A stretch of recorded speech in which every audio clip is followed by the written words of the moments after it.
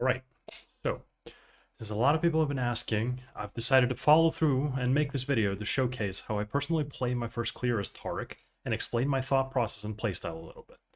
I put together my rune page, like you can see on screen right now, from like 100 games of practice, and this is what I've lashed onto so far. Since Phase Rush is gone, like, you can't take a generic mobility page, and I'm too stubborn to ever want to take Glacial Augment. And like, I found that Piracy Attack is just perfect for my playstyle. It prevents pretty much any AD jungler and any melee jungler or tank jungler to kill you early game because you will do too much damage. And unless they're in a level lead, of course. And also later on, if you get your Dusk and Dawn, then Press the Attack is going to pump out a lot of extra damage. Like, it's insane how much damage it pumps out. My next rune is always, I take Presence of Mind, and I don't like the Triumph. I think I prefer the mana regen on kill, because in every single game I've played, Triumph has just not done anything for me. Presence of Mind has saved me on countless occasions. Then, like, Alacrity, you need this rune for my rune page to work, because Absolute Focus synergizes really well with it, and the Adaptive Force, more attack speed is more damage is more clear speed. It's pretty self-explanatory. The final one here is just basically down to preference. Cut down is the one I usually take because I prefer upfront damage, but Last Stand is fine too, and there's honestly cases for Coup as well. For the small runes here, some people want to say that, like, ability haste is worth going for the ultimate cooldown, but no, definitely not. Because of how Taric's passive works, taking the 10% attack speed rune means you're actually taking 20% attack speed. And then the more attack speed you have, the better AD becomes, which also scales on Absolute Focus. So it's like, attack faster, deal more damage per auto attack, and it just comes together into a gourmet soup, one could say. The movement speed rune sounds really good on paper, sorry, but it cuts your clear speed by like 4 to 5 seconds on first clear, which is disastrously bad. And you just can't be cutting your clear speed that much, because you will be so behind. You will never be able to get a crab. You will never get to objectives on time. You'll never be able to gank on time. It's just one of these things that sound really good on paper, but it's just bad. And like, flat health, this one barely matters. Just never take the tenacity one. This one's super fake. Flat health is decent for early game clear speed. It barely matters. It's like 1 to 2 damage per attack. And the health scaling, like, it's probably better, but I prefer the flat health for just a slight bit of extra early game dueling in case I get invaded.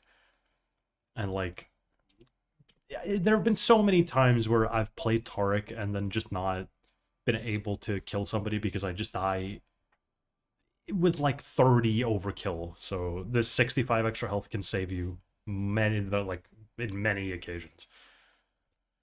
And like, so explaining my rune page here, I can now just go into practice tool to show at least like how I clear, to give it a shot.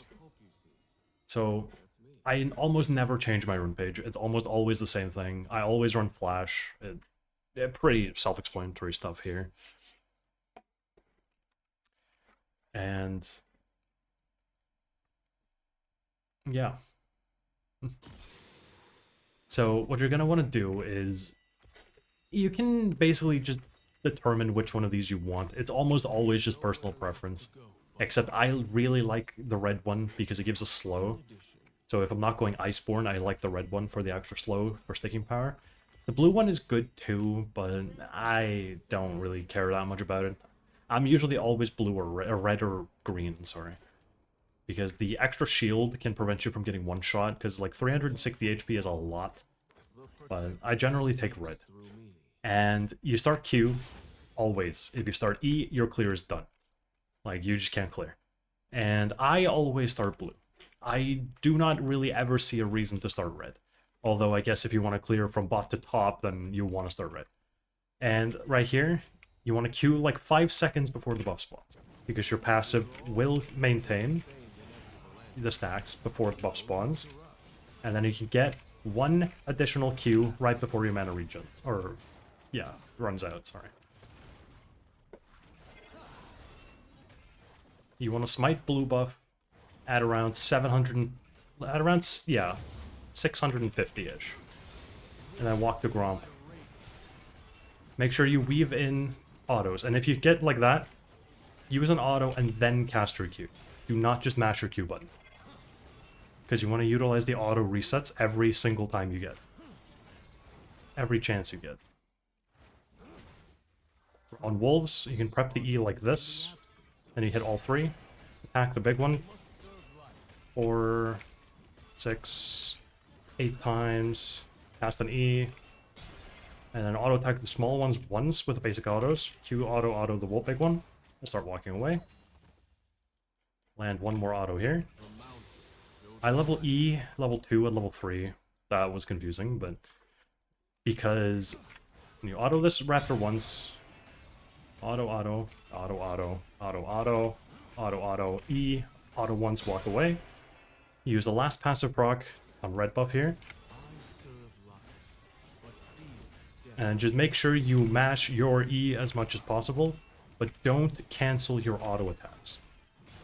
If you can weave in an auto attack like this before your Q, always go for that. It is so much extra damage because of how much AD you have. And you start with an E on Krugs like that. You never really want to smite the Krugs, because you want to... like, you want to have your smite for Crab, ideally. Since you are a little late, but like, yeah, here. You almost get into River right as Crab spawns. And if you get lucky, it'll be moving towards you like this. And then you can just, like, get the Crab for free. That's Taric clear done in about 304, including Crab, 251-ish with no Crab. Taric is not in any need of any clear speed buffs. He might need some mana buffs for jungle, but like, I don't know. I feel like if they buff him too much in the jungle, he's just going to be way too strong in pro, and then he's going to need to get nerfed for solo queue, and then my champion's going to be broken, and I don't want that. So, yeah. That's how I do it.